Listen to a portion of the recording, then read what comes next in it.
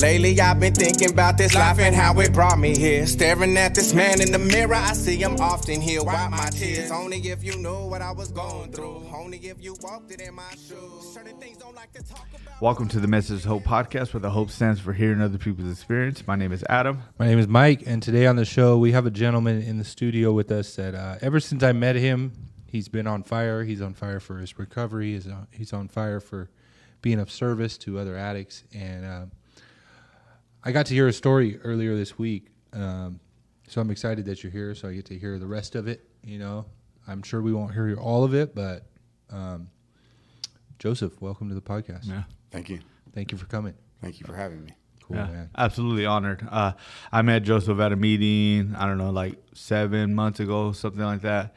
Yeah, and he like came right up to me and he told me who his sponsor was, and then Yeah. you know, we exchanged numbers, and yeah, ever since then it's always been a pleasure to see you, bro. Yeah, for sure. Thank you. Yeah, brother. Mike knows you a little bit more in a service capacity, but Yeah. but that's dope, bro, that you're here. We're really grateful to have you on, and thank you for coming out on a Sunday, all that good stuff. On Yeah. Father's Day, too. Awesome. Yeah, So this will be out next Friday, but we're recording this today on Father's Day. So yeah. thank you for coming, Mo. You're welcome. So let's get started, Joseph. Tell us about what it was like for you growing up, man. Where did you grow up? Did you have siblings? Was there addiction in the household? Things like that. Well, for me, I was born in California. I think it may be like Head Start age. We moved down to El Paso, Texas. Well, Las Cruces, New Mexico first. And I stayed on a farm for a little while with my grandfather and my grandmother. And my grandparents had bought some property in Texas, and they had to move some people out of there to get us in. And so they did that. And I remember being on the farm, like it was like my dad and my grandfather, like real abusive, you know what I mean? Like always putting hands on us, like they were excessive with the beatings. Right. I remember one year I got some cars for Christmas, and I took these cars, and it wasn't the, you know, when they came out with those electric racetracks, it wasn't one of those. And being the ungrateful kid I was, I threw them out in the mesquite bushes. I got beat to go get them, and like, man, I had all these thorns in me, and but it was an excessive beating, you know. It was with water hoses, pots, pans, whatever they could find to hit us with. And like that's kind of like where I remember it, like just a lot of abuse, you know, from there. And then we moved to El Paso, Texas, and being over there, man, my dad would come in drunk a lot. My mom, don't really remember much about her, that she was like real sweet and polite. You know, my mom left when I was younger. But I do remember my dad beating my mom all the time. And whenever something would go wrong, like it was taken out on us. So like my dad was just really violent when I was growing up, you know.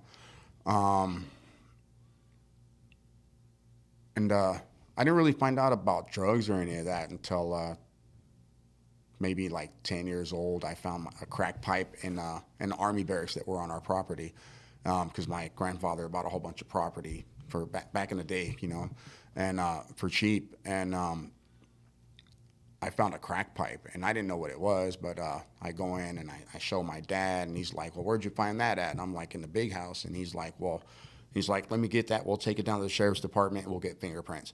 And I'm like, dude, like, I'm a kid, but I'm not dumb. Like, you're not going to get fingerprints off this. So I take it, I smash it. He's like, why did you do that? He's in a panic, you know, and he was angry. Well, my dad was always angry, you know what I mean? So he was using crack. Yeah. My dad was using crack and drinking a lot. And I grew up with my brother, my 2 sisters, and then I have 7 half-sisters and 4 half-brothers. So your dad was remarried after that? My dad was, I don't know if he was ever married the first time, but I know he had a baby's mama and another baby's mama. And then come to find out later on, he had another kid with the neighbor across the street. Like, my dad was all over the place. So that's like, what, 15 kids altogether he had? Yeah. Okay, that's crazy. That's crazy, dude. Yeah. And it's, the crazy part is I talk to most of them today, you know. Not on a daily basis. Some of them I do, some I don't, because of the life they live, and I don't want to be around that. But, yeah, it was the same thing for all of us. We all got beat, you know. And you all lived there on that farm? that property? Well, 4 of us did, and when we moved to the other property, some of them came, and then they stayed with us for a little bit. They saw how my dad was, and I guess they saw some other things I didn't know about, and they left. You know, they would try to protect us in the home from all the violence, but they couldn't do much. So they, you know, at some point they left because my dad, you know, he was good at gaslighting people, man, and he would like cover this shit up. And I remember CPS would come out, and for the longest time they would do nothing, right? And I remember one time my mom, she got us out of the home. She called CPS, and they put her in a women's battered shelter. We went with her. We moved into this trailer home with her across town on the northeast side of El Paso, because I used to live on the west side. And I don't know. I ended up hitting my mom and like beating my brother up and my sister. My other sister, I don't know where she was at this point. I don't remember. But I had them all cornered in the house with at knife point, you know. And so like my mom had called my dad. He came and like busted my nose, and I ended up having to go back with my dad. And eventually my other brother and sister were there. They acted out so much they had to go back too. So like What age were you when that happened? 11. 11 years old. Yeah, at 7 I tried to burn the house down. My grandma caught me. The only reason it didn't get burned down is because there was no fluid in the lighter. I'm out there flicking it like a crackhead, and my grandma comes out. She's like, "What are you doing?" And she grabs a walking stick and beating me with it. I'm like, "Shit, bad idea, right?" But like at 11, I was rebelling. You know, at that point, I remember my dad comes home one day, and before he had left, I'm like, "Dad, like, take us with you." And he's like, "Oh, me and Junior are going over here." That's my older brother that was there with us at the time, and I think he was in his 20s, and they went somewhere probably to get loaded.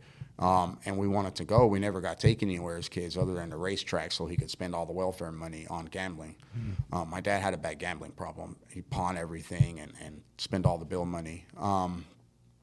But my dad came home, and I had broke out all the windows in the house. I waited till he got there. I took a baseball bat, and I broke everything in the house, like from dressers to windows. Like that was my answer to everything. Like if I showed violence, like he wouldn't mess with me, right? So like that was my perception of things as a kid. And I remember growing up, we didn't have any water. There's no running water, no lights. We run out of propane all the time in the trailer we lived in because we lived on the countryside. And so I was like my childhood, man, like just poor, broke, and violent. And by the time I was 11, my mom moved back here to California, you know. And I didn't see her until I was 18 again. But yeah, man, being a kid in that situation was rough, and I allowed that to dictate a lot of my life. Yep. You know, up until this point, I would say. Yeah. Fucking on I don't know. Last week we had a group about PTSD and drug addiction, bro. Right, and you know, a lot of times we don't even, because when we think of PTSD, we think of military vets, right? People who go and see war, but like growing up in a hostile environment like that, it creates a lot of PTSD, you know what I'm saying? And it expresses itself in different ways, acts of violence, drug abuse, you know, alcohol abuse, like all these other different ways, right? Like, you know, and I was talking to them, they're like not even really noticing, like, because I never heard of PTSD in the sense of fucked up childhood, you know, and it doesn't take a lot. Like even like screaming and yelling, like your father being on edge, right? That creates adrenaline through your body, which adrenaline is good for you. But when it's happened to you at such a young age and so consistently, it actually starts to mess with the chemicals in your brain, bro. Yeah. You know what I mean? And so it's really hard to move past all that. You know, I'm pretty sure I told this to Mike, but there was a time, like even maybe like the first 5 years of my recovery, that every male that I met in the rooms of Narcotics Anonymous or outside the rooms of Narcotics, everybody was a threat until I got to know you. And my first thought when I met everybody, when I shook your hand, my first thought was, can I beat this fool's fucking ass? Right. And if I can't, I'll look around the room, literally, bro. I'll look around the room. What could I hit him with if I can't? You know what I mean? Like, if this fool gets out of line, like, what am I going to beat his face in with? You know, and that's not a normal way to live. I don't know when that stopped, but it stopped. You know, like all of a sudden, the world is not as hostile as I thought it was, right? But like Right. all that stuff creates things inside of us that we're unaware of, and I was also sharing with these guys that like some of the beatings that we got were like made fun about in like our friend group. Like it was a joke because everybody was getting hit with switches. Everybody was getting, you know, thrown across the room. Everybody, you know, all these fucking horrific things, right? And then Right. me and my cousins were laughing about it. Oh, you got hit with a switch in the face, and funny. It's joking. It's, you know, all this stuff, right? And that shit's not funny. Not at You know, all. that's I just- remember my grandma told my sister, "Oh, go grab your own," or she told me, Yeah. "Go grab your own switch." And I'm like, "No, I'm not going to get my switch." So I got tired of that, right? And my sister comes back with a 2x4, and I get hit with it, and she's like, "Ah, you got hit with the 2x4." Yeah. And like that was pretty fucked up, man. That shit definitely, I could say, gave me a fear-driven life. Yeah. And I was like that too. Like I'd meet people, and if they didn't hear about me, I was gonna make sure I'm beating one of those people up so they know don't fuck with me. Yeah. And Yeah. like I lived my life like that for a long time, and it caused me like a lot of hardship. I ended up getting kicked off the basketball team, which that was my dream, was to go to NBA or whatever, and really good at basketball. But I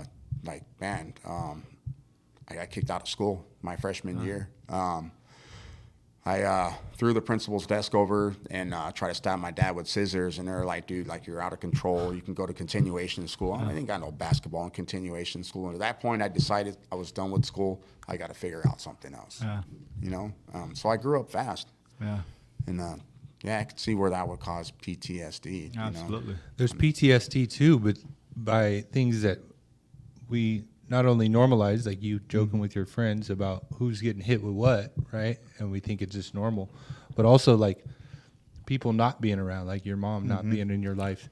There's trauma behind that. Yeah. You know, there was no event that happened aside from her not being like leaving, but Right. her not being there is traumatic, you know, Right. in Well, itself. Well, I remember my mom, when I was staying in that trailer home with her and my brothers and sisters, I found out she was selling a lot of drugs. I go in the room and they're wrapping all these kilos of weed and coke, whatever they were doing. And in order for her to keep me quiet, I made them pay me $20 for each one that I wrapped. And that's like when I really found out more about drugs, because I got curious at that time, right? I knew my dad was smoking crack. I didn't know it was crack, but I saw this pipe. It had this long glass stem on it and shit. And I'm like, I don't know what this is. But I showed him, and I knew he was using it by the way he was acting. And like I said, I wasn't dumb. Like, dude, you're not going to fingerprint a pipe.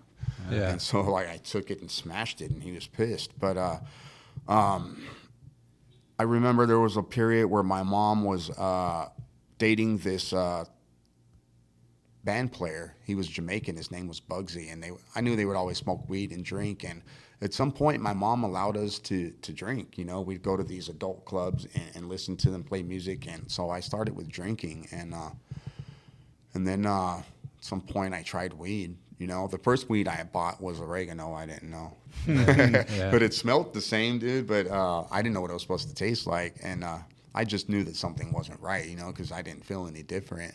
And I just kept my curiosity. I finally found a bag with some buddies, and I hit the shit, and I'm spinning, and they told me to shake my head back and forth. It'll go away. It got worse, Yeah. you know. And then I was drinking too, so I was crossfaded, and I remember throwing up all over the place, passing out, waking up, and I go, and then they're smoking weed, so I do it again.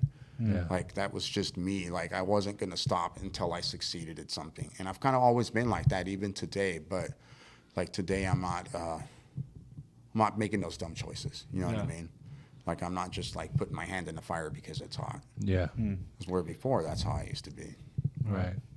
So what age did it really take off, do you think, I'd as say far as the using? my drug use around 14 is when it really took off.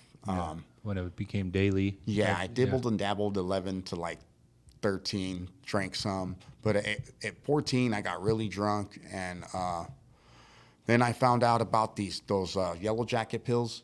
I was at a party with my cousins, and all my cousins are older, and in my black side of my family, like it's accustomed to be like real ghetto and shit, and sell drugs and do some fucked up shit and run around with guns and fight. And so like that's what I did. I hung out with them, and I found out about Yellow Jacket pills. I started doing cocaine, and it was that weed, alcohol, cocaine, and those Yellow Jacket pills for a long time. And when it came to that point where I got kicked out of school, I was on probation at the time for trying to murder someone for hitting my sister. And I had resentments against them for calling me a nigger my whole life.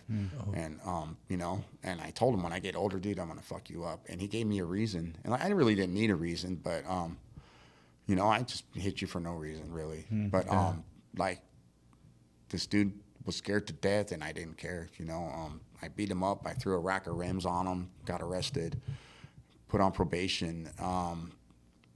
Man, and, like, 14 to like 15 was like, that was like a short stretch, but a long stretch for me. Like, I was heavy into the drugs, and I got locked up, and it was supposed to be 90 days, and 90 days turned into 3 years for me because I went in there with the same like perception, like I'm gonna fuck you up so you don't fuck with me. I heard all this shit about jail, and I'm like, dude, I'm not getting raped. You're not gonna fucking beat me up. Like, none of these things are gonna happen to me. And so that's what I did, man. Like, first guy I saw, picked up a chair, hit him in the head with it. They're like, oh, go back to your cell. And like, I did this so much to where they put me on shock detention. It's where you go in your cell for 6 months or however long they say. And you don't come out. You come out for 2 minutes a day to take a shower. Other than that, you eat, sleep, shit, fart in that thing, right? And I remember just doing like 1,000 push-ups a day in there because that's all I had to do. And I would look out the backside of my cell, and there was this amusement park called Western Playland. And I just remember seeing that on 4th of July, and thinking about what it was like to be free, you know, like wondering, how did I get here? Like, why am I in this situation? Like, and at that point, like, why is God letting this happen to me? You know what I mean? Like, I grew up with a grandfather that was a pastor, and like, he was hell and brimstone type preaching, you know, like I got a lot from him. I'm grateful for that experience, but at the same time, like, it made me wonder, like, man, is there a heaven or a hell even? You know, you would think coming up in a Christian home that you wouldn't question that, but it was the way that I was misinformed about it. You know what I mean? Do you think with your grandfather, you said that he was violent with you guys too, did that confuse you at all about God or about your faith or anything like that? It definitely made me question him. I'm like, what makes you so much better than us that you could fucking come around and put your hands on us the way you do?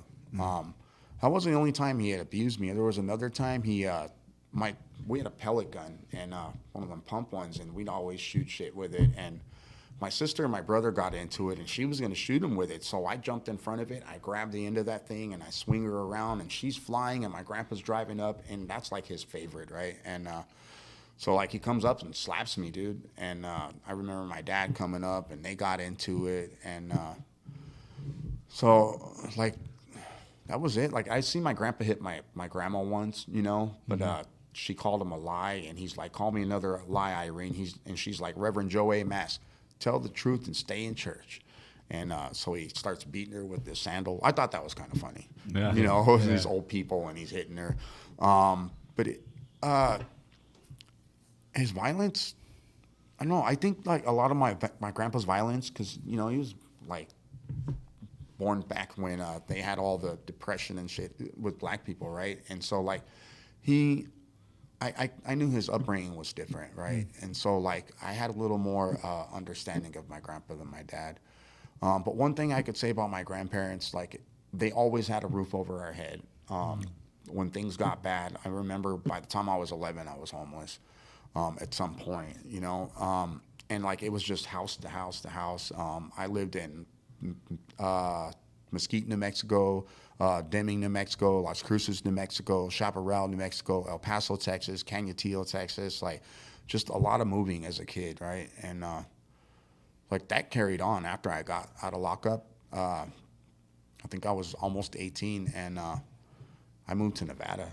Like, I figured, like, if I can get away from my family, that my life's gonna be better, right? But like, this whole time I'm locked up in this place, like, they would let me out on the weekends for good behavior, and they give you $7 a week. And back then, King Cobra was like $40 or $1 for a 40 ounce. Yeah. And so I'd get out and I'd go home, and like, I'd buy 740s, dude.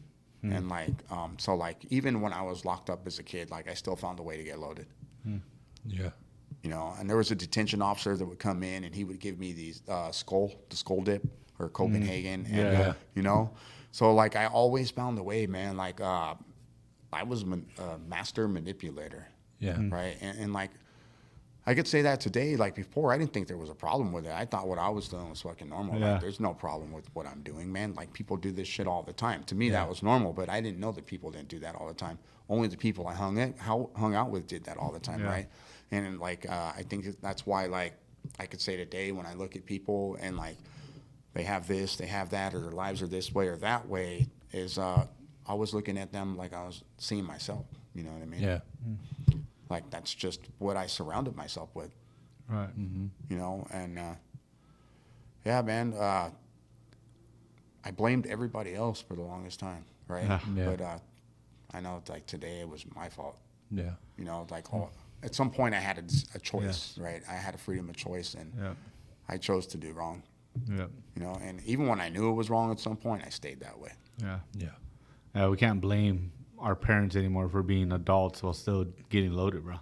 Right. You know, and it's fucked up what happens to us as kids. It's fucked, like all those situations are horrible, bro. That's a horrible way to grow up, and that's a horrible way to have to maneuver through life. And those are the people who are teaching you how to be adults, and it's very natural for those tendencies and those behaviors to rub off on you. But at some point, right, we can't like plead ignorance, and there is like a different way to live. You know what I mean? Right. And so, like, at some point, we have to take accountability, bro. I'm an addict because of me. Right. Yeah, I had a fucked up childhood. Yes, both my parents are addicts. Yes, I was this, that happened, all this stuff, right? But, like, now I'm 24 years old, and I'm sitting in a dope spot, you know, hitting a pipe, blaming my mom and my dad still, right? While my kids are in the next room. Like, at some point, I got to fucking get off that victim seat and do something about my life, you know? Right. Yeah.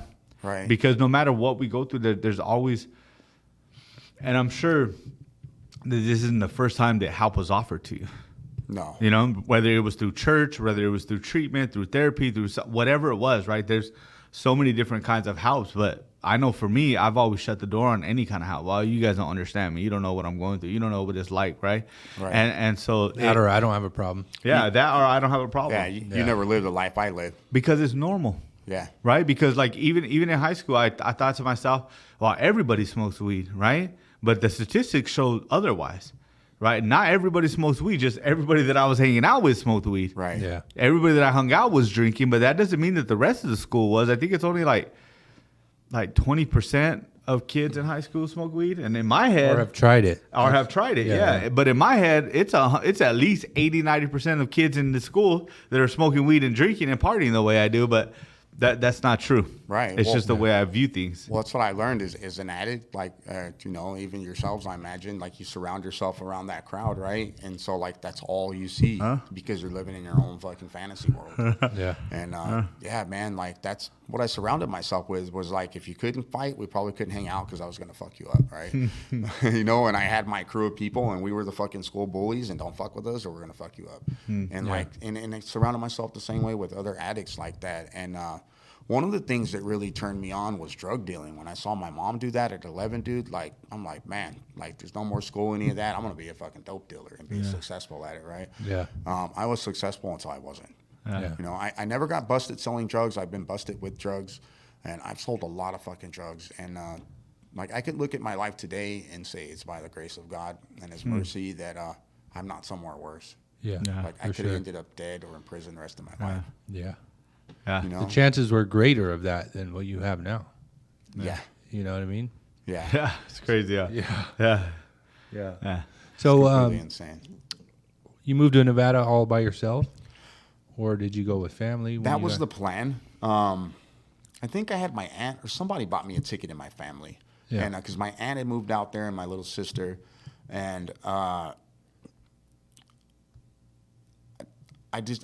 heard that you can become a professional dishwasher there, right? Because I got this job in this placement place I was in, and I was washing dishes, and they're like, you need to get faster at it. And I'm like, man, fuck you, you know? But then they're like, they have professional dishwashers in Nevada. So that was my new plan after the drug dealing and shit, right? So I go over there to become this professional dishwasher. But as I make these plans to go, like my dad, I'm gonna move to Nevada. My sister, I'm gonna move to Nevada. My brother, so me and my brother use the same plane ticket to get all the way there. He gets busted in Vegas, and I have a cousin that's a coach driver in Vegas. So my cousin got my brother out here on one of his tours. So the same plane ticket, you guys are like, yeah, we switched? used the same boarding pass, and they caught us in Vegas. I'm like, I don't know him. You can't do that nowadays. You can't do that. So we did that the whole way, dude. Like, just insane, right? Like, that's the kind of shit I used to. I didn't even think about it. I just did it. He's like, let's do this. Fucking mastermind idea, right? Stupid. There was holes in it like a motherfucker, but like it worked till it didn't. Got you all the way to Vegas. Yeah. But my family followed along, and I'm like, man, I'm trying to get away from these fucking people, right? And I remember 5 days of being out, man. My sister and my brother, they're in the car, they're fighting, and mind you, like I still had this fucked up mentality. I'm still beating people up, and like you're gonna fucking respect me. I don't give a fuck who you are. My dad, my mom, my grandma, sister. It didn't matter. At that point, even my own kids, right? Like I was an asshole, dude. I was that abusive person that I didn't want to be, you know. Yeah. And I remember my sister and brother fighting in the car, and I'm like, if one of you guys hit me, dude, I'm gonna fuck you up. And my dad or someone's like, you're not going to do anything. I'm like, this motherfucker doesn't know. Shut the fuck up, dude. You're next, you know, in my mind. And so my sister hits me, like elbows me in my balls, dude. I'm like, man. And she had my nephew in her hand. So, like, we get out of the car, we go inside, and I tell her to put my nephew down. She puts my nephew down. I punch her in the mouth, dude. And I broke her nose and knocked out her tooth. And I didn't mean to do that. You know, I just wanted to, like, bust her lip and, you know. But I didn't know my own strength when I hit her, you know, like I didn't have a problem hitting men or women, anybody, you know. Yeah. And yeah, man, I went back to jail like 5 days later after 3 years. I get out, they assign me community service. I ain't doing that shit. Yeah. That's in Nevada? Yeah, and that's in Nevada. And eventually it fell off, you know. But I remember my 18th birthday, my sister and brother got into it, and I chased this fool with a knife. I couldn't catch him because he had slapped her. So, and like, that's how deranged my thinking was, right? Like, you can't abuse anyone, but I can. Like, like I'll hit her, but you can't. Yeah. I was the one in charge of everything, right? And I chased him with a knife, couldn't catch him. I throw the knife. The apartment manager sees it. They call the police. They get me for assault with a deadly weapon on my 18th birthday. And, like, I was scared shitless, dude. I was like, going to real jail now. Yeah, I'm like, man, I'm in jail. And that $25,000 bail, a felony. And then they end up dropping it down when I go to court to disorderly conduct. And, like, what my time in jail there, like, I was like, man, this isn't that bad, right? Yeah. And so I knew what to expect. And, like, jail didn't scare me anymore at that point. And, like, that cycle carried on for a lot of years, you know, in and out of jail, like from stealing from stores. One night, me and my buddy go and we go to this store, Albertsons, and they used to have the cigarettes out where you can just grab them and walk up and pay for them. I took the whole rack of cigarettes, right, and I told my friend, like, where I got them from, because he's like, where'd you get those, dude? That's crazy. And so we go back over there. I had like a little crew. We go steal everywhere. And we go to steal, and we didn't know about loss prevention. The cigarettes it looked like people were shopping there, but it was secret shoppers, and we didn't know that. So we go over to the alcohol. There's no one there, dude. We take all these bottles, put them in our jackets, and we're walking out, and these guys are like, you two young men, stop right there. My buddy turns around, hits the guy in the head with a bottle. We run out to the car. It was my aunt's car. My sister's supposed to be the getaway driver. I turn the car on. I'm like, let's go. She lets the guy stick her hand in there, turn the car off. I'm like, great. So I get out, I take off running, I get jumped by 3 of the loss prevention guys. My buddy gets away. Sooner or later, they catch him. They come back to the store, and we got charged with burglary. And at that point, I decided I wasn't going to steal anymore. Yeah. Until I did. Yeah. Again, you know. So you got busted, went back to jail. Got busted, went back to jail. I got a year that time. Got out. I don't know, did some more shit, went back to jail, got out, did some more shit, went back to jail, and it just carried on like that forever, you know? Did the drugs start to change? The drugs I remember when I first moved back, when I moved to Nevada, forgot to mention this, I I go to buy a bag of weed, right? My first night there, and I get some weed from these people, and we run out, and like my DOC was weed. That's where it all started for me, and like I always had a joint in my mouth, no matter what, or a blunt. So I go back to get more weed because my sister asked if I had any more. She wanted to smoke, and when I go to the neighbors to get more weed, they didn't have any, but they had what they called meth then. Now it was crank, right? And so I buy some of that, and like $20, dude, you're up for like a freaking month if you do that whole thing or whatever. Yeah. It's probably an exaggeration, but it was some good shit. You know what I mean? You're up for at least a week. And I go and they're like, we have crank. So I grabbed the crank from her, right? And I didn't tell my sister because I didn't think she knew anything about it, whatever. And like, it's not that I was hiding it. I'm like, I'm not going to offer it to these people. I don't even know what it is. So I asked how you do it. They're like, you can smoke it or snort it. I'm like, well, I don't have a pipe to smoke this shit. She's like, well, just crush it up and snort it. So I just crush it up, the whole 20. And I snort the whole thing, dude. And I didn't know that it was supposed to make you get up and like talk and all that shit, dude. And like, I'm talking to my sister all night, and she's like, Joe. She's like, did you do some crank? I'm like, yeah, how can you tell? It didn't do anything to me. She's like, you've been up all night talking. That's what it does. And she's like, you got any more? And so that's where it like started for me. I went and got more, and like I said, it was fun for a long time until it wasn't. I remember a guy comes down one day that I was getting it from, and at this point I was like into selling drugs, you know, like I'd buy like an ounce of this here, an ounce of that there, and this guy comes down, dude, and he has like these pounds of dope and weed, and he's like, the police are watching me, don't do anything with it. And I'm like, all right. And in my back of my mind, like, I'm gonna sell this shit, you know? And so like he comes back 3 days later, all the shit's gone. I have a whole bunch of money for him. I made some money, I'm loaded. And after that, he just kept dropping it off. And at some point, my family, they stole from me.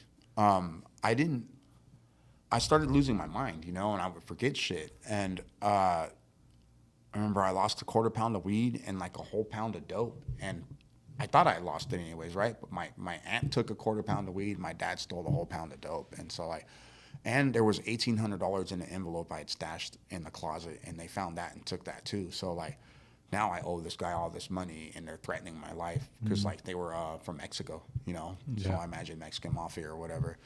And we ended up going to Walmart, me and my brothers and some of my friends, and we stole a whole bunch of like stereo equipment, computers and shit. Before the garden center was closed off, we used to take shit and throw it over that. I imagine I have part of the reason for the garden centers being closed today, right? Yeah. Like, a lot of the shit with the cameras and all that, like, and from the generation I come up in, like, man, stores were the lick, you steal. But we paid this guy back, and with all this shit, dude, and like, this is how scandalous I am. My brother didn't know why we were doing it, my deaf brother. But we had him go in and do most of the throwing the shit over, and we were on the other side picking it up, and we paid this guy all this shit, and my brother was mad, dude.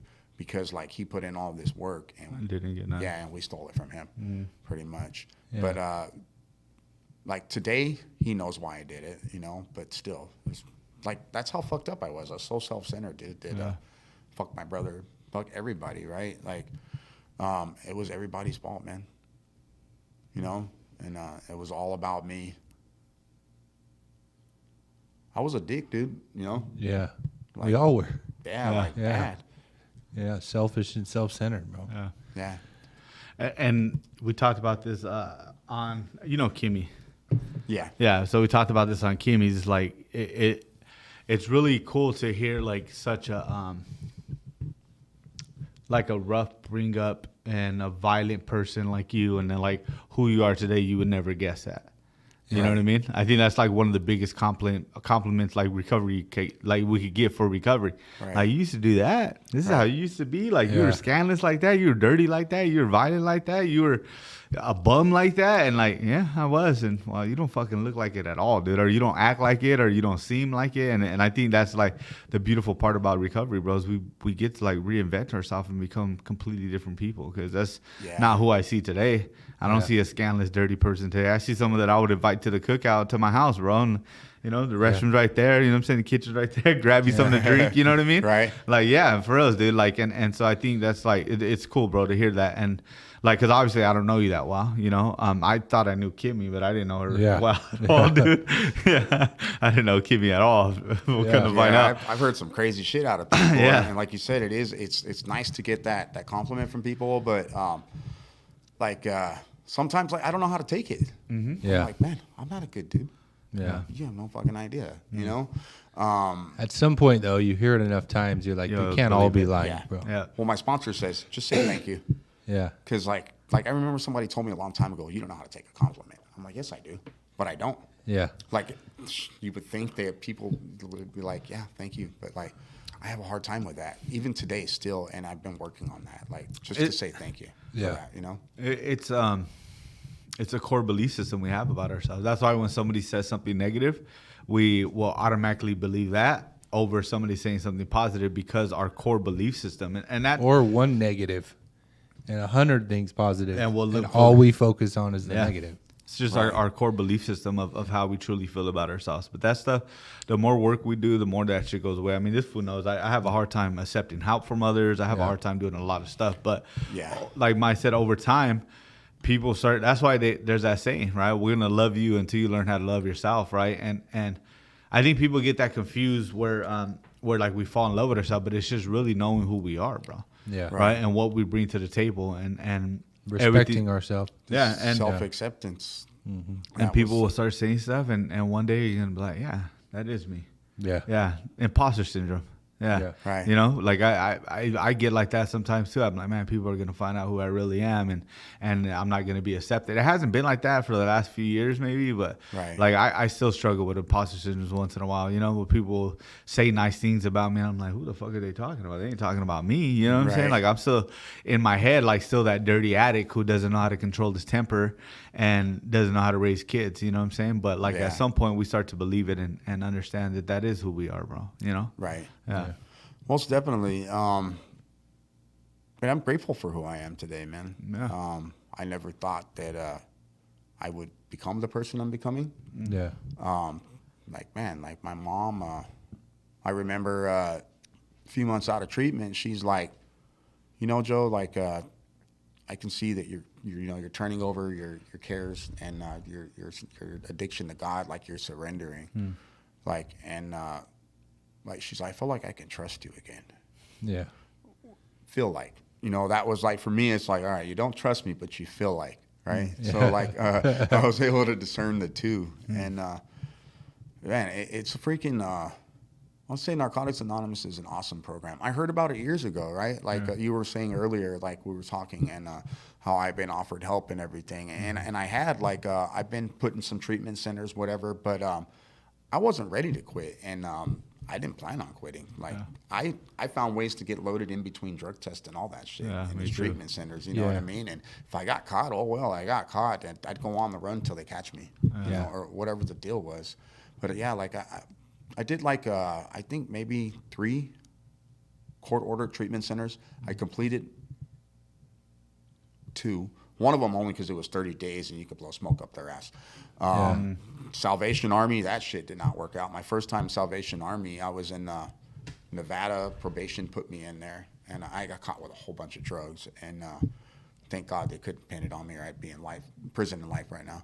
Yeah, they don't play over there. Yeah, and it's fucked up, man. And that's when it was 0 tolerance for weed and everything. Like a seed gets you a felony, right? And they caught me with 98 grams of methamphetamines, 50 grams of crack cocaine, a pound of weed, and a 25 automatic. But they couldn't pin it on me, no fingerprints, any of that shit. I was like a little smarter than that, you know what I mean? Yeah. Like I never left prints on anything. And by the grace of God, I never got caught, man, because it could have been worse, right? Sold somebody a bad bag. They snitched on me, came to the house. It's hearsay because you don't have any evidence, you know? You got all these drugs, but it ain't mine. There was a whole bunch of people living in the house, so it did help out. Yeah. But I got arrested for internal possession, so they sent me to this rehab. Internal possessions were like they drug test you, come up dirty, they charge you for it. I don't know if they do that in here in California. I'm not sure if they do. I in never Nevada. heard of that. Yeah, I got a felony for that shit, man. Wow, that's Fucked up. crazy. And so I was looking at crazy. I got a 3-year suspended prison sentence over my head, deferred sentence, and they said if you complete the Salvation Army program, we will let you go. And like, shit, that didn't matter. I go to this program, like, they're asking me, like, are these all the problems you have after I fill out their little packet and they're with the counselor or whatever, this assignment they had me do. And, I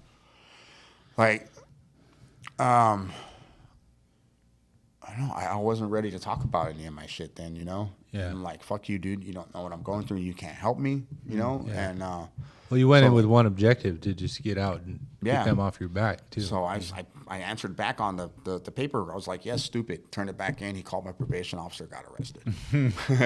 So I go back to jail. They end up giving me 90 days. They let me out. They tell me move out of this state, you know, or our city pretty much. You know, we catch you here. We're going to arrest you and send you to prison. And so, like, that was enough for me to move away Yeah. and to stop selling drugs, right? Until it wasn't. I remember I came to California at 21, dude, and I get this telemarketing job that I'm at right now, and I start selling like weed, like. Well, before I even start selling the weed, I start smoking again because I went to a Christian program in between all this, and I went to ministry school, I went to pastor school, and I started smoking some weed. I get kicked out of this place because my wife at the time, like, she tells them, I know somebody in this house that's smoking something they shouldn't be, and we were inside a Christian home, so we get kicked out. Me, my wife, and my 3 kids are on the street, and I end up getting in this hotel room, and I tell the boss that I had then, like, dude, I need to make more money. They put me on commission. I was only making $6.75 an hour, and I blow up, become this great salesman, right? And like in 9 months, I made a pro salesman. No one's ever done it before 3 years. And as I'm like dipping and dabbling in weed again, eventually I get this idea. I'm gonna go buy some weed because everyone in the telemarketing smokes weed. So, like, started selling people at work weed. And like, at that point, I found out that like, most people that are employed smoke weed. So, like, I had this business ethic, like, I'm only gonna sell to people that work. And so, like I'm crazy, dude. I'm going around all these places and finding people that smoke weed at these different places of employment, and, like, that's what I did for a long time, was sell weed for like 30 years. And you know, but like, that was my mind, man. Like, I couldn't give up the dope boy ambition. Like, I was gonna be successful at it, right? But I always was until I wasn't, dude. When I started using, it was bad. It all went downhill. Right. But yeah, man, I moved to California when I was 21. I moved back here. I found my mom when I was 18. I was on the run for like 6 months in Nevada. I come to California because we're taking a whole coastal tour from Nevada. Take this road trip with some friends, and we had stolen some business checks out of a mailbox. We're cashing these checks at places, getting pizza, getting clothes, all kinds of shit. Before I left, I handed some to my dad, dude, and told him these checks are hot, bro. Like, they're looking for us. They just came by the house. The detectives came by my friend's house, and they were looking for checks. And we had thrown them all away, so we thought, but we found one box under the bed. And so I gave those to my dad. He wrote a check. My aunt signed it, handed it to the pizza guy. They both went to jail. Yeah. My dad for receiving stolen property, and my aunt for, like, something to do with signature. I forget, because she signed it. And so... Forgery. Forgery, yeah. Yeah. And yeah, but we're on this road trip, and long story short, and we well, let's fast forward pretty much, but we go to Vallejo, and Vallejo, it's when I found out about like crack more. Like, they were selling, like, they say, like, I got the double up. I'm like, what's that? They're like fucking 2 or 40 for 20. So I buy like $20 worth. I smoke some. This shit's good, right? And so I buy a whole bunch. My plan was to take it back to Nevada and sell it, but I want to go to California to find my mom because I heard where she was at. And so, like, I gave it to my buddy. Him and my other buddy, they take it back to Nevada with them. I take a Greyhound bus from Vallejo to Riverside, and I found my mom in the Set Free Christian program. And that's kind of how I heard about that and got in there, you know. And that's what gave me an idea to move back to California, was to be closer to my mom, right? But when I went back to Nevada, like, these dudes, they smoked all my crack. Yeah. I'm like, you motherfuckers, you know? Yeah. So that ambition was out the window. And I ended up getting busted for my warrant in Nevada, and that's that one for the Salvation Army thing, whatever, right? Because I never turned myself in. I just went on the run. But after I did my bid or whatever for that, that's when I moved back to California at 21 and found a telemarketing job and whatnot, right? Man, I've had so many things happen in my life that I don't know if I'll ever be given my story in order unless I actually write the shit down, right? Right. But there's been a lot of pivotal moments in my life, man. How long did that run last with the telemarketing job and the selling and before you get busted again? Well, I helped some friends move to Vegas. Me and my buddy did. And I was 20, maybe 20. Or I was 21 and he was 21. And like we went and bought some Budweisers and we're drinking these things. We're going from Vegas to Carson City. And we're gonna go help we're helping my friend move back over there and then helping her mom move. That was the plan. And so my friend's mom rents a SUV for us. None of us have driver's license. And we're pounding these beers and throwing empty cans in the back. 90 miles an hour, the wind's blowing, we're swaying back and forth. We get pulled over, and I went to jail again. You know, and thank God, like weed had just became decriminalized, and it was only an ounce and under was a misdemeanor in Nevada. So I go in to jail. Me and my buddy, they didn't even ask about driver's license. They didn't ask about the drinking and driving. None of that shit. They wanted to know whose weed it was, and it was in a Curious George tin. So like my boy's like, man, officer, that's a girl's item. It's not ours, you know? And like, so she just confessed up to it and got out of jail within 30 minutes. But that was that time. I don't know, like after that, I came back to California. I don't know, I've been arrested so many times, I can't count which one. I probably have like over 50 arrests. Yeah.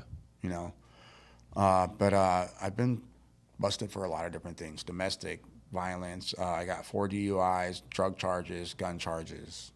That's like a lot of my rap. Yeah. You know, is that. I would say at 24, I got busted for crack cocaine and picked up a felony case. I got put on Prop 36, which is that program they're bringing back now. Yeah. And I got issued that too. Never showed up, but I got sentenced to it. well, I didn't show up until I did.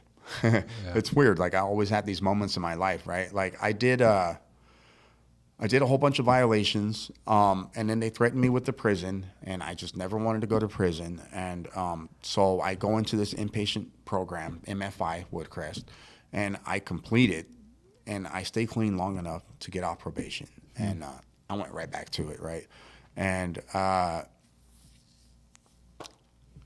from there, start using again after probation. And like it's just an ongoing thing, like my whole life. Dude, like literally since like the age of 14 up until 15 months ago, all I did was smoke weed and drink. Right. You know, that was like my thing, right? And at some point, like I've been married 3 times. My third marriage, my wife through that marriage, she was cheating, right, with her baby's dad, and I kind of knew about it, but like in my sick mind, because I'm getting loaded, I'm like, man, she's gonna change, and like I've always taken people to have the kind of heart that I have. I always had this heart, like where like, man, like, you know, treat people kind, right? Like give people a chance and be forgiving, right? I've always been a real forgiving person, a little too forgiving, and I thought she would change, and like she just didn't, you know, and she ended up getting pregnant. And I didn't know whose kid it was. And so, like, my son was born, and she tells me he's born. She called me to tell me she was in labor. I'm like, I don't give a fuck, bitch. Like, that ain't my kid. Like, I don't know if it is, you know? And so it took me 3 days to go to the hospital. I finally got to see the baby, and I'm like, that's a nigga baby. You know, like I was like, her baby's dad's like black and nappy hair, right? And like I don't have nappy hair, so I'm like, but he had curly hair like me and my son does, and I didn't really like. I was so like adamant on like it wasn't my kid because of everything she was doing, and I didn't find out he was my son until I was locked up again in Nevada, and I took a DNA test through CPS, and I found out that he was my son. But through all that process, man, I ended up homeless because I resented her so much, you know. I was going to show her, like, I gave up the job, I gave up the car.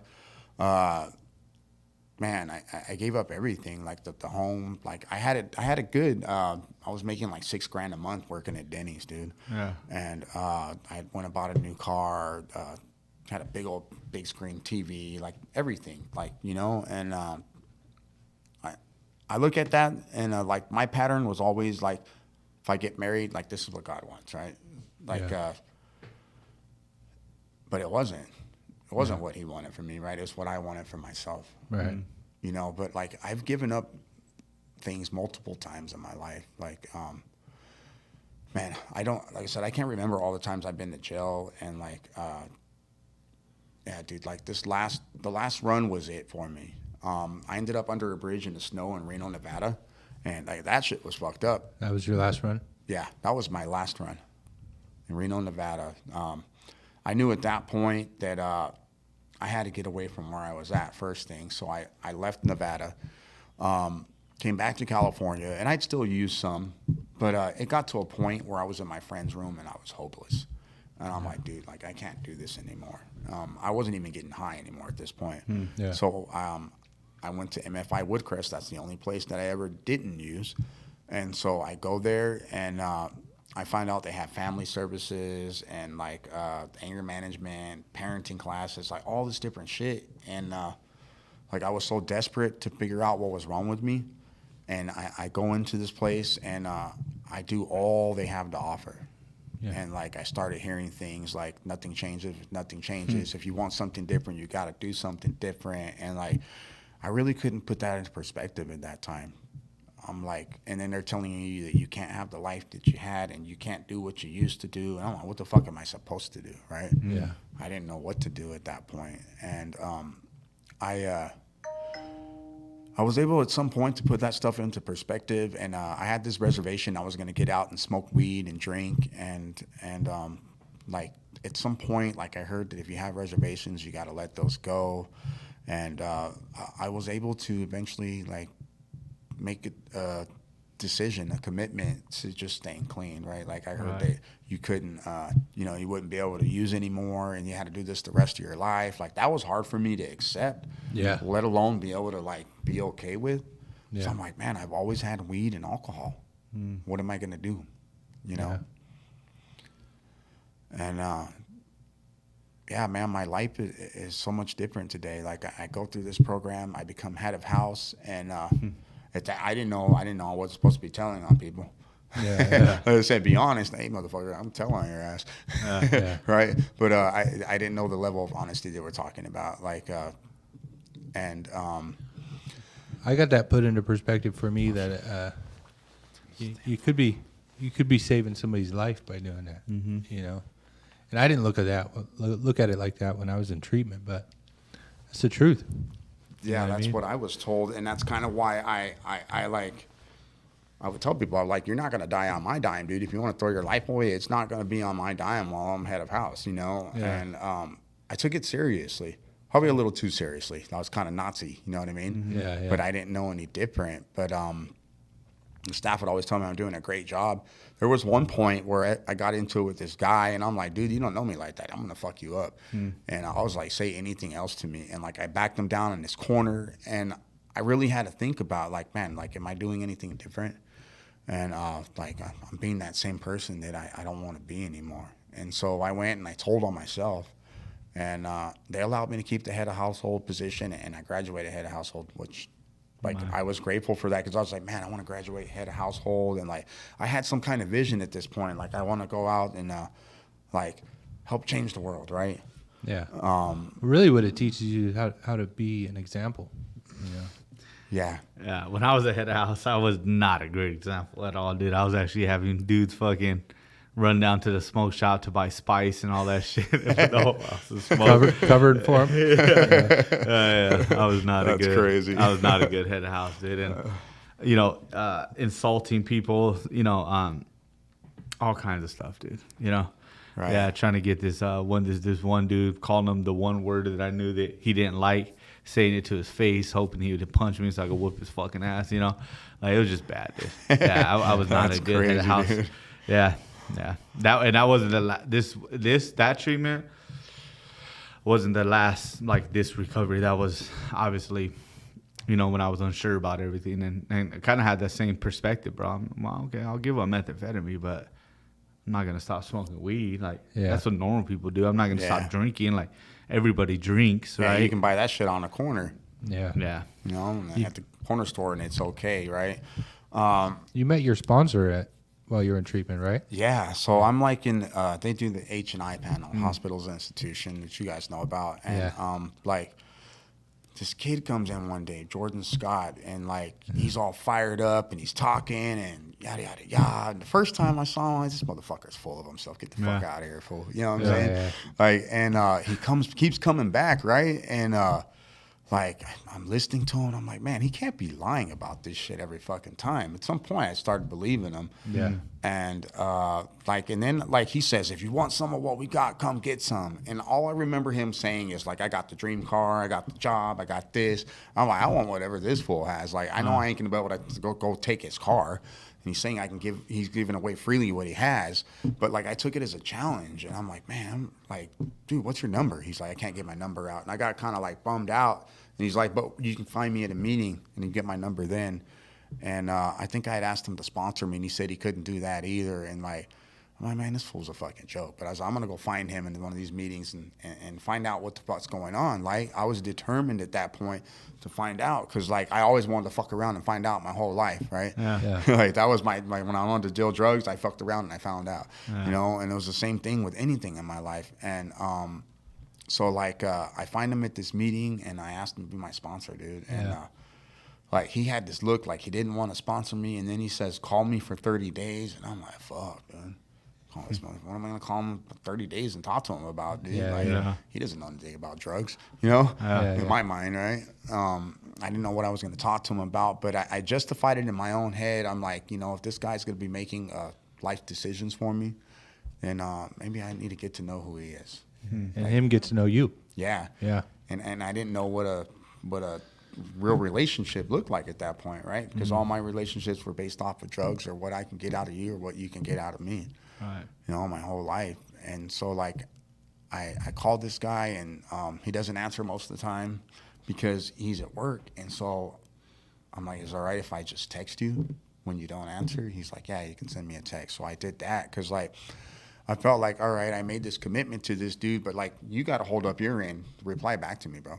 Like, I didn't give him any slack, and I still don't today. Yeah. Like, it's been like 15 months, and I still, like, I hold him accountable to be my sponsor, and I call him every day, pick up your phone, dude. Yeah. So, like half of measures avail as nothing, right? And like, I've never half-assed anything. Either I'm going to fuck it all the way up, or I'm going to do it right. Yeah. It was never like in between for me. I've never been one of those people. I don't know if it has to do with my horoscope. Like Libra, they say we hold balance. Yeah. I don't know, dude. Like, I was fucking either all the way down or all the way up, right? Right. But I've been able to find balance in my life today. Which I never thought like that was important, and I really didn't know what it meant. I wasn't able to put that into perspective. Like, my perspective on life was pretty fucked up. My perspective on God was fucked up, dude. Yeah.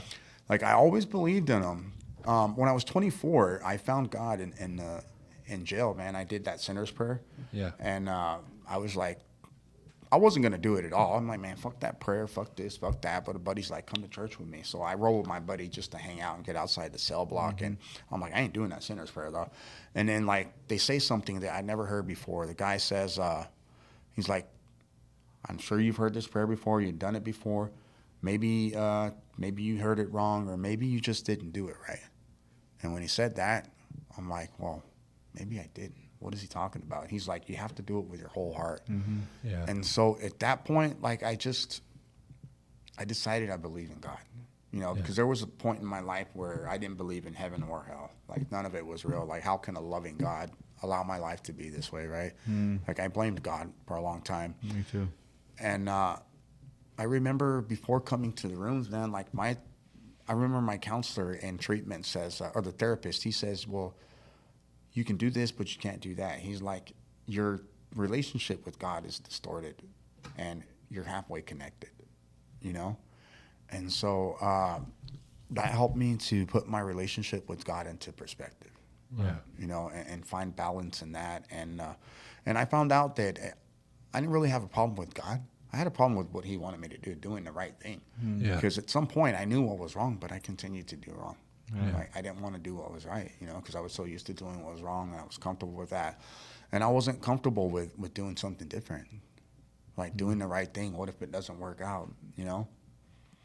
Like, I know if I do this, I can get this X amount of dollars, I can get X amount of drugs, I can get, you know, I can get this woman, I can get that.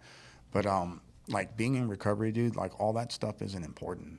Yeah. You know, like, it showed me what's really important, you know? And, like, for me, it's having a relationship with God. Yeah. And helping the next addict.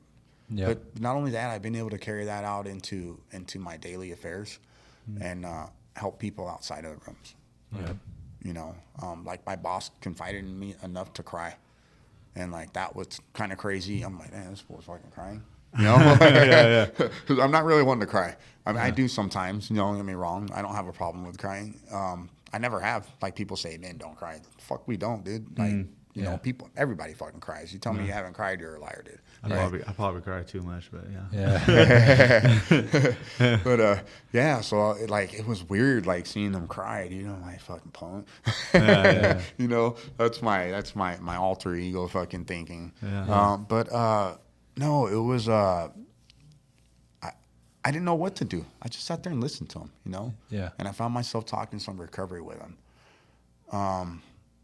And he understands the lingo, which is pretty cool. He's been through some of AA before in the past, and so he understands the lingo. And like, today, I have this relationship with him.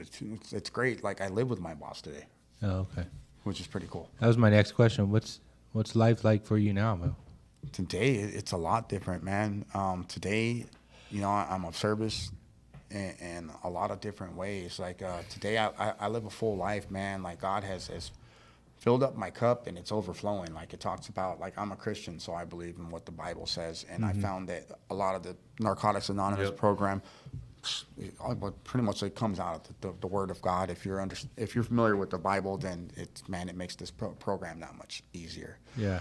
And going to pastor school was beneficial to me. Like, I look at my life today, and I look at all that shit that I went through, and God was just building me up for this moment, you know? Yeah, for sure. To bring me into the light that I live in today, which is, for me, is His light, right? And I remember hearing this song, "Let this little light of mine, I'm gonna let it shine," as a kid. You know, I grew up in a Southern Baptist church, and like I can hear that song today. Like, I get to see that song today. You know, I'm living in that song, right? Like, that little light. Today, like, I'm an example for a lot of people around me. I live a life filled with peace today, man. I'm of service at an area level, which is pretty cool. Yeah. With you know.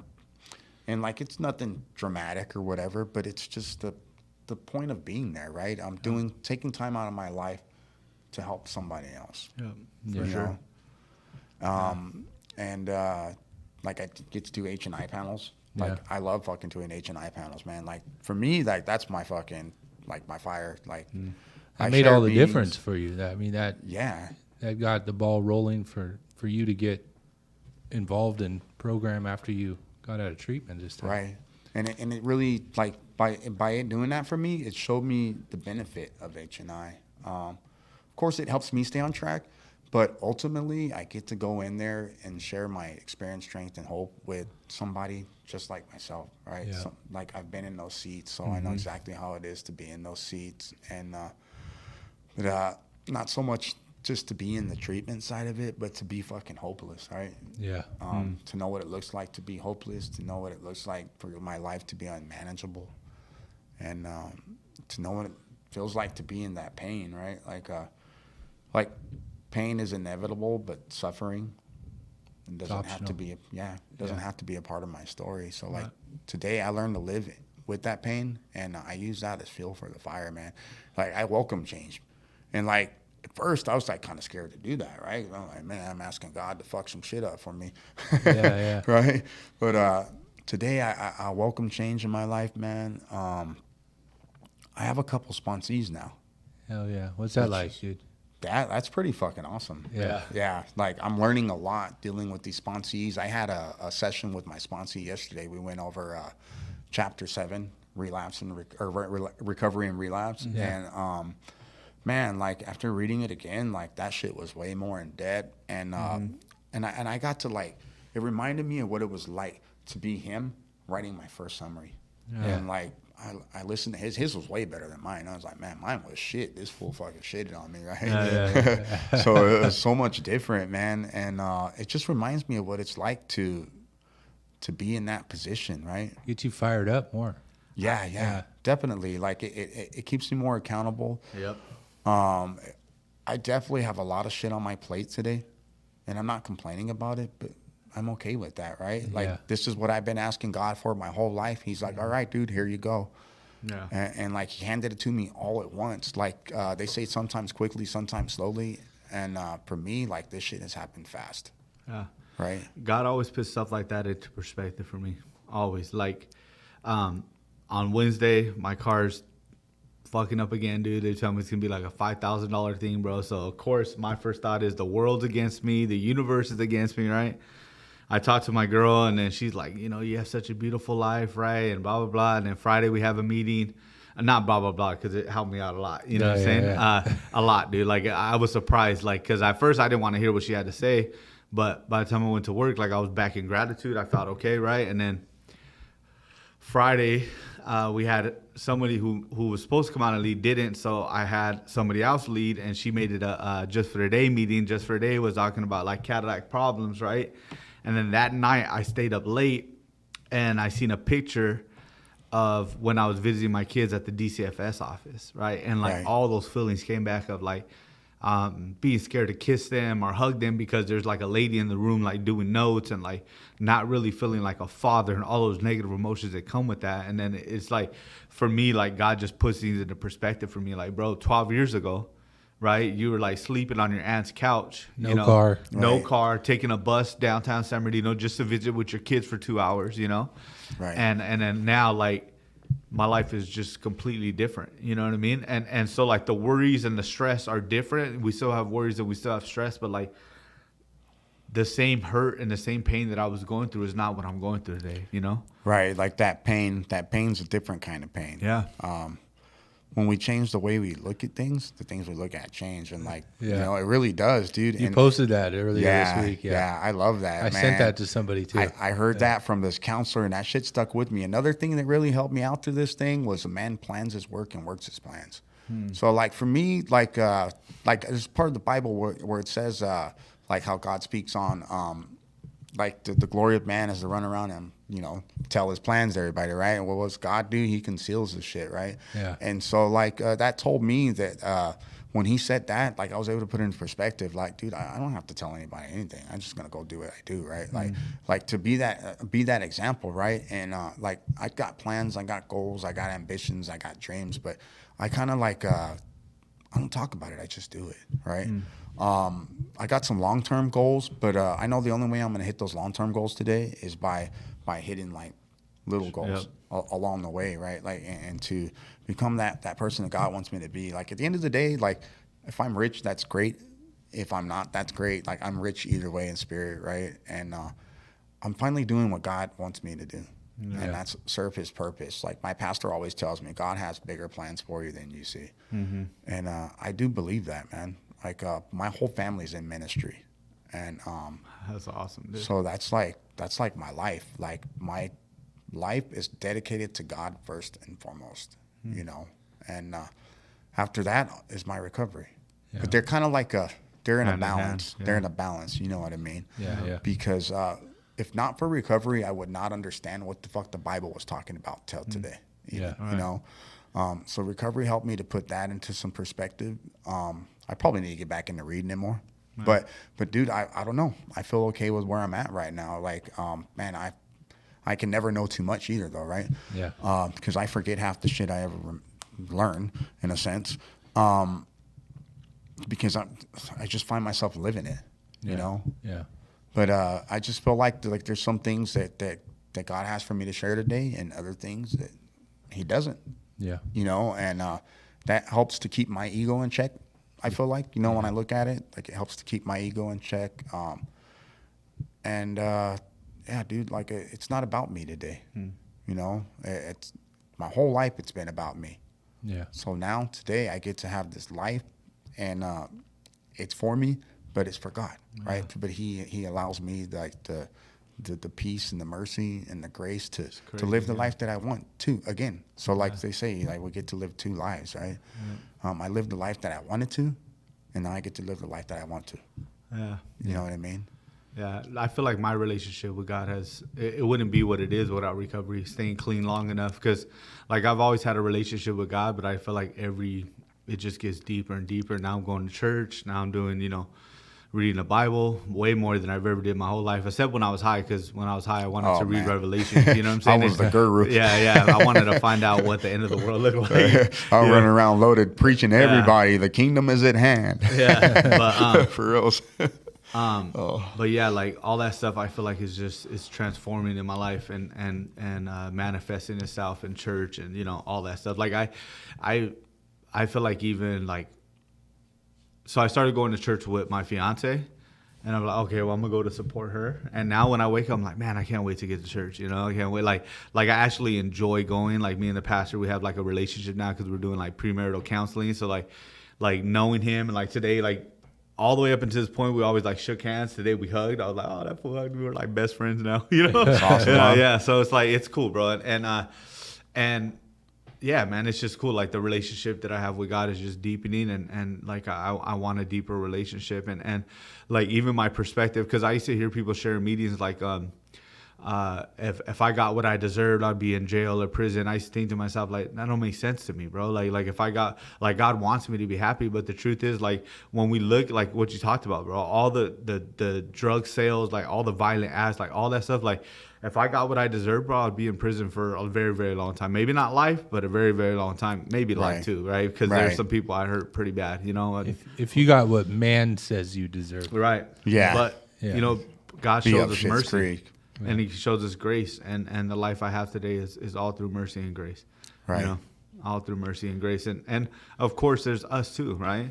A lot of people come to treatment. A lot of people show up to their first meeting. A lot of people show up to that, and they just don't put in the work. Right. The difference between me and somebody who keeps going in and out is that I was willing to completely surrender to the process of recovery and say, this is what it is. If this isn't what it is, then I'm just going to be a fuck up for the rest of my life. And yeah, I did everything these fucking people say, which you guys are these fucking people. And like my life has completely changed.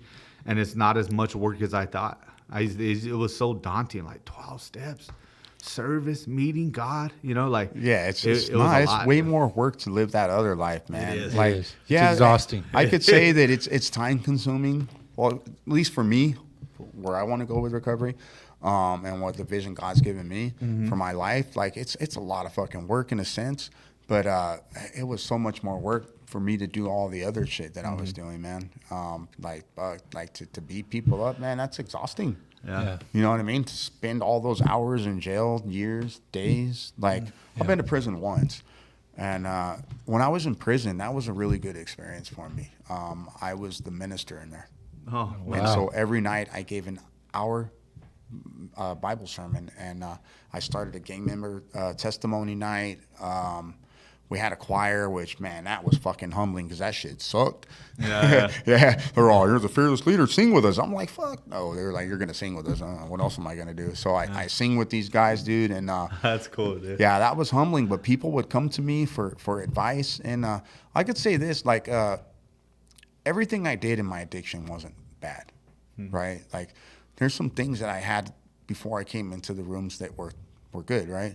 And so I didn't have to discard those things, but I definitely had to recreate that idea and make it new, right? Yeah. Like they were talking about, we can bring some of our old ideas with us, but we got to do something different, right?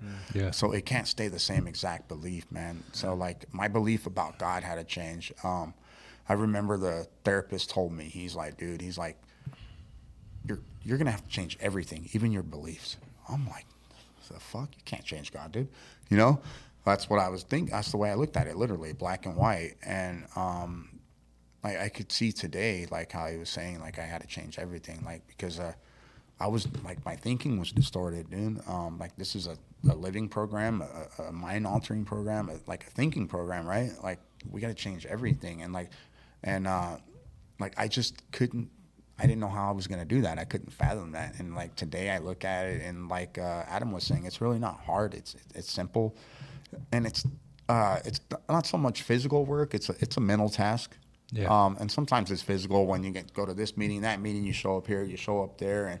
But like today I show up no matter what. I had a buddy that was speaking yesterday, and he asked me to come out, and I went through this session with my sponsee, and like it was 5:45 to 6:22 that fast, and by the grace of God, I still made it in time to go out there and see him, right? But he was telling me if you don't make it, it's not a big deal. Maybe not to you, dude, but to me, that's a big deal. Yeah. Because I gave you my word, man. And like today, if I make a commitment, I do my best to show up. Yeah. Even if I'm a little bit late, whatever. Like I'd rather show up late than never. Right? Yeah. For sure. So like, yeah, today my life's different, dude. I'm living that life beyond my wildest dreams. Man, I got a brand new car at 7 months clean. No. Which is pretty fucking cool. Like I planned on getting a car one day again, but I didn't even know how I was gonna get my fucking license after this fourth DUI. But I got my license back. Got into a brand new car. Eventually moved out of the sober living, dude. I have a really good job that I did not want, which is crazy, right? But now I'm like the top salesperson in the office. Yeah, man. Like I got a good support group. I got you guys, right? Man, I got a good relationship with my mom today. I can stand being around her for more than an hour. Still have like some relationships that hopefully one day will be mended if that's God's will for me. If not, it is what it is. Like I can't change that. Like my older kids, they were taken out of my life for like 13 years or something, and probably by the way I was living and through the people I chose to have kids with. But, that's that. I don't blame anybody but myself at the end of the day. Yeah. For my part. And, like today, like I'm accountable, man. I can accept responsibility for my decisions and choices and my life and like the things that happen in it, like if there's some wild shit that comes out of the blue, I just remember all the fucked up shit I did, and I probably getting what I deserve at that point, right? Yeah. But it's a lot better than it was, and it's a lot better than I thought it was going to be. Nice. I thought recovery was staying off of drugs. That was It's it. a lot more than that. I was like, damn, this fucking shit is like pretty deep when you really, look at it. Staying off of drugs is just scratching the surface. Yeah. Yep. Just getting your mind back, kind of. Yeah. Kind of. Slowly. Kind of, yeah, slowly. All right, Joseph, thank you for coming on, bro. I got one more question for you before we wrap it up. If you could give somebody out there struggling one piece of advice that has helped you, what would that be? That's a good question.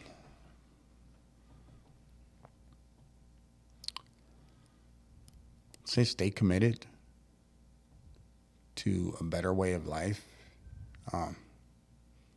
Believe in yourself. Just know that if I can do it, you can do it. Yep.